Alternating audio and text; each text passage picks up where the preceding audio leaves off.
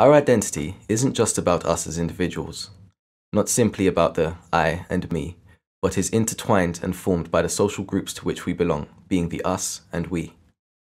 Imagine briefly an identity which at its very core is poisoned, an identity which has been designed with the specific purpose of making the said group the social other, evolving over time but always afflicted at its core with that fundamental poison which manifests through negatively associated stereotypes, characteristics, and semiotic demonization.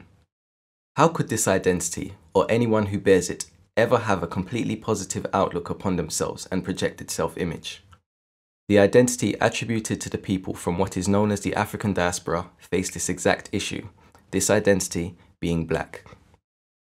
Both during and following the atrocities of the chattel slave trade, new identities had been created to identify this group. Nigger, the highly offensive N-word and its slightly more socially accepted derivative Negro are often attributed to the Latin necro, which translates to black, hence the modern term black identity. However, the true origins of this word can be traced back further to the Greek word nekros, which translates to dead. Upon forcibly removing the Moors from East Africa, it was imperative for the captors to dehumanize this group, not only in the eyes of the society they were being brought into, but also in the eyes of themselves.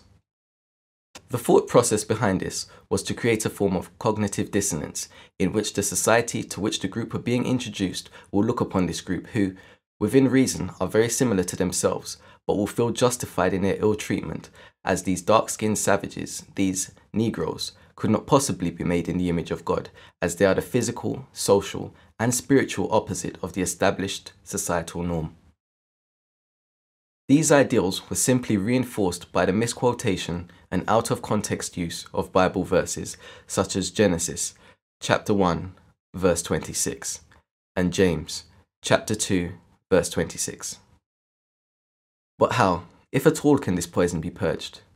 Perhaps by leaving the poison out, refusing to be identified as a nigger or negro, the dead, spiritless cattle, property of its master, or as black, for which we only need look in any dictionary to find a plethora of negatively associated words and phrases.